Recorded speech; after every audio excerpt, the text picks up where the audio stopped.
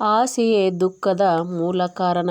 ಅರಬ್ಬಿ ದೇಶದ ಒಂದು ಸರೋವರ ದಡದಲ್ಲಿ ಒಬ್ಬ ಬೆಸ್ತ ವಾಸವಾಗಿದ್ದ. ಅವನ ಬಳಿ ಒಂದು ಪುಟ್ಟ ದೋಣಿ ಮತ್ತು ಒಂದು ಬಲೆ ಇತ್ತು. ಸರೋವರಕ್ಕೆ ಹೋಗಿ ಹಗಲಿಡೀ ಮೀನು ಹಿಡಿಯುತ್ತಿದ್ದ. ಅದನ್ನು ಸಂಜೆಯ ವೇಳೆ ಕತ್ತೆಯ ಮೇಲೆ ಹೊರಿಸಿ ಪೇಟೆಗೆ ತೆಗೆದುಕೊಂಡು ಹೋಗಿ ಮಾರಾಟ ಮಾಡುತ್ತಿದ್ದ. ಅಂದಿನ ಉಪಯೋಗಕ್ಕೆ ಬೇಕಾಗುವಷ್ಟು ಆಹಾರ ಪದಾರ್ಥಗಳು ಮಾತ್ರ ದೊರೆಯುತ್ತಿದ್ದವು. ಮನೆಗೆ ಅದನ್ನೆಲ್ಲ ತಂದಾಗ ಅವನ ಹೆಂಡತಿ ಅಸಹನೆಯಿಂದ ಈ ದಿನ ಎಷ್ಟು ಉಳಿತಾಯವಾಗಿದೆ ಎಂದು ಕೇಳುತ್ತಿದ್ದಳು. ಹಣ ಉಳಿತಾಯವಾಗಿಲ್ಲ, ಆದರೆ ಸಂಭ್ರಮದಿಂದ ಹಬ್ಬದ ಅಡುಗೆ ಮಾಡುವಷ್ಟು ದವಸ ಧಾನ್ಯಗಳು ಸಿಕ್ಕಿವೆ. ಸಂತೋಷದಿಂದ ಅಡುಗೆ ಮಾಡಿ ಊಟಕ್ಕೆ ಬಡಿಸು. ಇದ್ದುದರಲ್ಲಿ ತೃಪ್ತಿ ಪಡಬೇಕು ಎಂದು ಬೆಸ್ತ ಹೆಂಡತಿಗೆ ಬುದ್ಧಿವಾದ ಹೇಳುತ್ತಿದ್ದ. ಆದರೆ ಒಂದು ದಿನ ಬೆಸ್ತನ ಹೆಂಡತಿ ವಿಪರೀತ ಜಗಳ ಮಾಡಿದಳು. ನನಗೆ ಮೈತುಂಬ ಬಂಗಾರದ ಒಡವೆಗಳನ್ನು ಧರಿಸಲು ಆಸೆಯಿದೆ. ಪ್ರತಿದಿನ ರೇಷ್ಮೆ ಸೀರೆಯನ್ನು ಉಟ್ಟು ಬಂಗಾರದ ಹೂಜಿಯಿಂದ ದ್ರಾಕ್ಷಿರಸವನ್ನು ಕುಡಿಯುವ ಆಸೆಯಿದೆ. ನೀನು ನಿರುಪಯೋಗಿ ಮನುಷ್ಯ, ಹೆಂಡತಿಯ ಕೋರಿಕೆಗಳನ್ನು ಈಡೇರಿಸಲಾಗದ ಮೃಗ ಎಂದು ಬೈಯುತ್ತಾ ಗಂಡನು ತಂದ ಆಹಾರ ಪದಾರ್ಥಗಳನ್ನು ಎಸೆದಳು. ಮುಸುಕು ಹಾಕಿ ಮಲಗಿ, ನೀನು ನನಗೆ ಬೇಕಾದದ್ದನ್ನು ತಂದು ಕೊಡುವವರೆಗೂ ನಾನು ಮೇಲೆ ಏಳುವುದಿಲ್ಲ, ಉಪವಾಸ ಸಾಯುತ್ತೇನೆ ಎಂದು ಪ್ರತಿಜ್ಞೆ ಮಾಡಿದಳು. ಗಂಡನು ಅವಳ ನಿರ್ಧಾರದಿಂದ ಚಿಂತೆಯಾಯಿತು.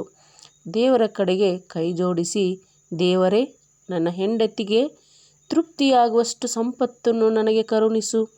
ಆವರೆಗೂ ನಾನು ಮನೆಗೆ ಮರಳುವುದಿಲ್ಲ, ನಾನು ಮೀನು ಹಿಡಿಯುವುದನ್ನು ನಿಲ್ಲಿಸುವುದಿಲ್ಲ ಎಂದು ದೇವರಲ್ಲಿ ತನ್ನ ನಿರ್ಧಾರವನ್ನು ತಿಳಿಸಿ ರಾತ್ರಿ ಕಡಲಿಗೆ ಇಳಿದನು. ಬೆಸ್ತನ ಬಲೆಗೆ ಏನೋ ಭಾರವಾದದ್ದು ಒಂದು ಬಿದ್ದಿರುವಂತೆ ಭಾಸವಾಯಿತು. ನಂತರ ಬೆಸ್ತನು ಭಾರೀ ದೊಡ್ಡ ಮೀನು ಇರಬೇಕೆಂದು ಮೇಲಕ್ಕೆ ಎಳೆದುಕೊಳ್ಳುತ್ತಾ ನೋಡಿದನು. ಒಂದು ನಾಯಿಯ ಶವ ಅದರಲ್ಲಿತ್ತು. ನಿರಾಶೆಯಿಂದ ಅದನ್ನು ದೂರ ಎಸೆದು ಮತ್ತೆ ಬಲೆ ಬೀಸಿದನು.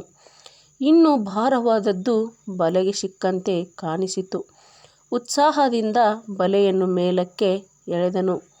ಮರದ ದಿಮ್ಮಿಯೊಂದು ಕಂಡುಬಂದಿತು. ಅದನ್ನು ದೂರ ತಳ್ಳಿ ಮತ್ತೆ ಪ್ರಯತ್ನ ಮಾಡಿದ. ಈ ಸಲ ಒಂದು ದೊಡ್ಡ ಗಾತ್ರದ ಸುಂದರವಾದ ಒಂದು ಪೆಟ್ಟಿಗೆ ಕಾಣಿಸಿತು. ಪೆಟ್ಟಿಗೆಯ ಒಳಗಡೆ ಬೆಳ್ಳಿ ಬಂಗಾರ ಇರಬಹುದು ಎಂದು ಹಿಗ್ಗುತ್ತಾ ಪೆಟ್ಟಿಗೆಯ ಮುಚ್ಚಳವನ್ನು ತೆರೆದ. ಆಗ ಅದರ ಒಳಗಿದ್ದ ಒಂದು ಭೂತ ಎದ್ದು ನಿಂತು ಆಕಾಶದ ಎತ್ತರ ಬೆಳೆಯಿತು. ಭಲೆ ಮನುಷ್ಯನೇ, ಯಾರೋ ಬಂಧಿಸಿದ್ದ ನಾನು ನನ್ನನ್ನು ಬಿಡಿಸಿ ಉಪಕಾರ ಮಾಡಿದೆ. ಕೇಳು, ನಿನಗೆ ಏನಾಗಬೇಕು?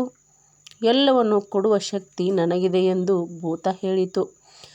ನನ್ನ ಹೆಂಡತಿಗೆ ಮೈತುಂಬ ಚಿನ್ನ ಬೇಕೆಂಬ ಆಸೆಯಿದೆ. ಕೊಡಲು ನಿನ್ನಿಂದ ಸಾಧ್ಯವಾಗುತ್ತಾ ಎಂದು ಬೆಸ್ತನು ಕೇಳಿದನು.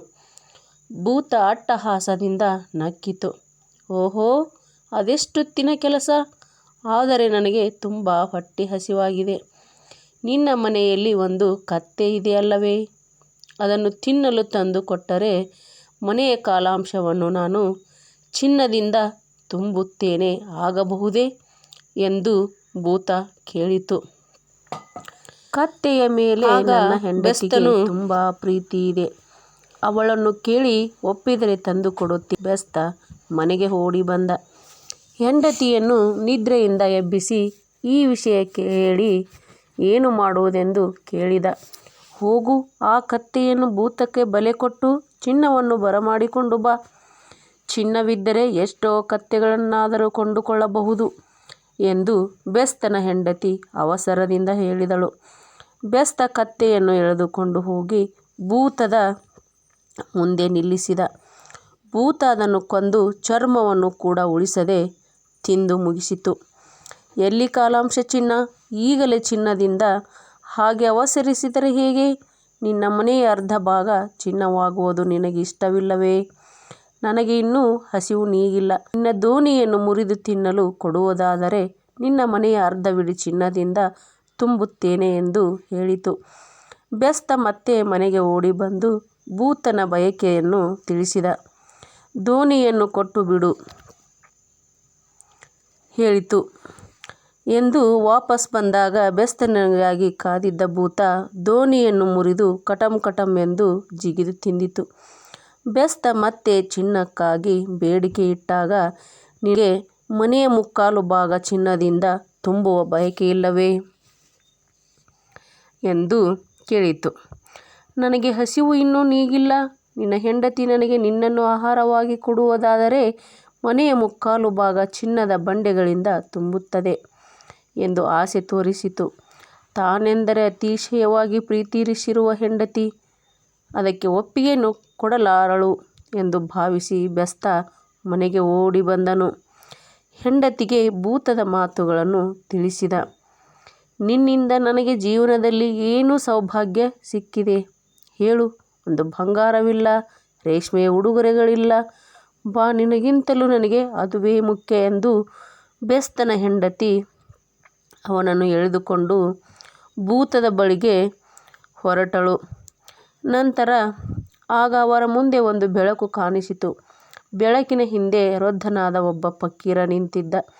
ಅವನು ಬೆಸ್ತನ ಹೆಂಡತಿಯೊಂದಿಗೆ, ಏ ಮೂರ್ಖಳೇ, ಆಶೆಯ ಬೆನ್ನು ಹಿಡಿದು ಎಂತಹ ಅನಾಹುತಕ್ಕೆ ಮುಂದಾಗಿರುವೆ. ಬಲ್ಲಿಯ ಸೇವೆ ಸಲ್ಲಿಸುವ ಕತ್ತೆಯನ್ನು ಹಾಗೂ ಅನ್ನ ಕೊಡುವ ದೋಣಿಯನ್ನು ಕಳೆದುಕೊಂಡರೂ ಬರಲಿಲ್ಲವೇ ನಿನಗೆ? ಈ ಜೀವಕ್ಕಿಂತ ಹೆಚ್ಚು ಪ್ರೀತಿಸುವ ಗಂಡನನ್ನು ಬಲಿ ಕೊಡುತ್ತಿರುವೆ. ನೆನಪಿಟ್ಟುಕೋ, ನಿನ್ನ ಕೋರಿಕೆ ಈಡೇರುವುದಿಲ್ಲ.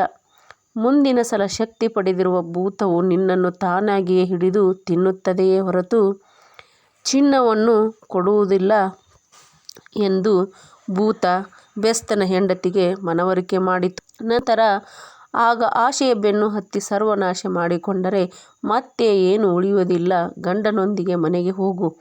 ಇದ್ದುದರಲ್ಲಿ ಸಂತೋಷವಾಗಿ ಜೀವನ ನಿರ್ವಹಿಸು. ನೆಮ್ಮದಿಗಿಂತ ಚಿನ್ನ ಇನ್ನೊಂದಿಲ್ಲ ಎಂದು ನೀತಿ ಹೇಳಿತು. ಬೆಸ್ತನ ಹೆಂಡತಿ ಫಕೀರನ ಮಾತುಗಳಿಂದ ಬುದ್ಧಿ ಕಲಿತಳು. ಗಂಡನೊಂದಿಗೆ ಮನೆಗೆ ಬಂದಳು. ಅವರು ಕಳೆದುಕೊಂಡಿದ್ದ ಕತ್ತೆ ಮತ್ತು ದೋಣಿ ಮನೆಯ ಹತ್ತಿರವೇ ಇತ್ತು. ನಮ್ಮ ಕಣ್ತೆರೆಸಲು ದೇವರು ಇಂತಹ ನಾಟಕ ಮಾಡಿದನೆಂದು ಭಾವಿಸಿ ಅವಳು ತೃಪ್ತಿಯಿಂದ ಬದುಕುವುದನ್ನು ಕಲಿತಳು. ಸ್ನೇಹಿತರೆ, ಈ ಒಂದು ವಿಡಿಯೋ ನಿಮಗೆ ಇಷ್ಟವಾಗಿದ್ದರೆ ಈಶ್ವರಿ ಕನ್ನಡ ಲಾಗ್ ಚಾನಲನ್ನು ಸಬ್ಸ್ಕ್ರೈಬ್ ಮಾಡ್ಕೊಳ್ಳಿ, ಹಾಗೆ ಶೇರ್ ಮಾಡಿ, ಸಪೋರ್ಟ್ ಮಾಡಿ.